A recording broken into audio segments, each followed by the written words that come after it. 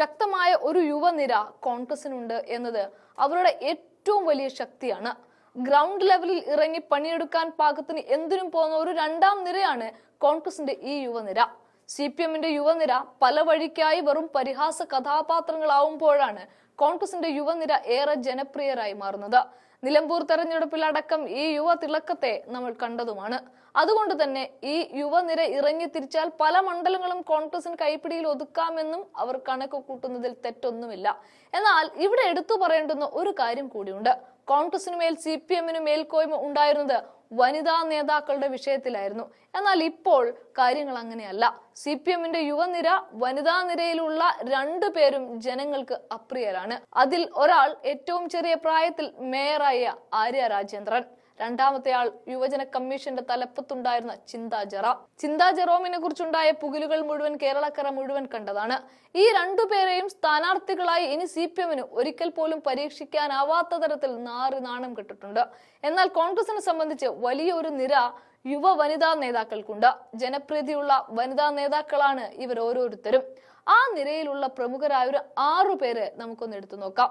ഈ ലിസ്റ്റിൽ 1-ാം സ്ഥാനം കരസ്ഥമാക്കിയിരിക്കുന്നത് അച്ചു ഉമ്മനാണ്. തന്റെ ജോലിയും ചെയ്ത് വിദേശത്ത് താമസമാക്കിയ അച്ചു ഉമ്മൻ രാഷ്ട്രീയത്തിലേക്ക് ഇല്ല എന്ന് പറയുമ്പോഴും വീണ ജോർജിനെ വെട്ടാൻ അച്ചു ഉമ്മനാണ് മികച്ചത് എന്നിപ്പോൾ ഉയർന്നു കേൾക്കുന്ന ഒന്നാണ്. രണ്ടാമത്തെ പേര് KSUവിന്റെ സംസ്ഥാന ഉപാധ്യക്ഷയായ ആൻ സെബാസ്റ്റ്യൻ ആണ്. ചാനൽ ചർച്ചകളിൽ കോൺഗ്രസിന്റെ മുഖമാണിവർ. അതിനുമപ്പുറത്ത് വിദ്യാർത്ഥികൾക്ക് വേണ്ടി സദാ പോരാടുന്ന ഒരു വനിതാ നേതാവായി ഇവർ മാറിയിട്ടുമുണ്ട്. തൃശൂർ ജില്ലയിലെ ചാലക്കുടി സ്വദേശിനിയാണ്. എന്നാൽ PhD ചെയ്യുന്നതുമായി കോട്ടയത്ത് നിലയുറപ്പിക്കുന്ന ഇവർക്ക് കോട്ടയത്തെയും തൃശൂരിലെയും മണ്ഡലങ്ങളിൽ എവിടെയെങ്കിലും സ്ഥാനാർത്ഥിയാക്കിയാൽ വിജയമുറപ്പിക്കാം. ഇനി ഇവർ സ്ഥാനാർത്ഥിയാക്കിയത് സാമുദായിക വോട്ടുകൾ ഒപ്പം പോരുന്നതോടൊപ്പം തന്നെ കേരളത്തിലെ ക്യാമ്പസുകളിൽ വലിയൊരു ഓളം ഉണ്ടാക്കാനും അതൊക്കെ വോട്ടാക്കി മാറ്റാനും പറ്റുമെന്ന പ്രതീക്ഷയും കോൺഗ്രസിനുണ്ട്. ഇനിയുള്ളത് യൂത്ത് കോൺഗ്രസ് ദേശീയ ജനറൽ സെക്രട്ടറിയായ വിദ്യാ ബാലകൃഷ്ണനാണ്. 3-ാമത്തെ ആളായിട്ട് നമുക്ക് പറയാം. CPM-ന്റെ ഉരുക്കുകോട്ടയായ കോഴിക്കോട് കോർപ്പറേഷനിൽ നിന്നും കൗൺസിലറായി തെരഞ്ഞെടുക്കപ്പെട്ടുകൊണ്ടാണ് വിദ്യ കളം നിറയുന്നത്. AICC അടക്കമുള്ള നേതൃത്വത്തോട് അടുപ്പമുള്ള ഇവർക്ക് KC വേണുഗോപാലിന്റെ പിന്തുണയുമുണ്ട്. അതുകൊണ്ടൊക്കെ തന്നെ മലബാറിലെ ഒരു സീറ്റിൽ വിദ്യ നിർത്തിയാൽ അതൊരു മികച്ച തീരുമാനമായിരിക്കും. അടുത്തത് കേരളത്തിലെ മുഴുവൻ ജനങ്ങൾക്കും സുപരിചിതയായ ജ്യോതി വിജയകുമാറാണ്.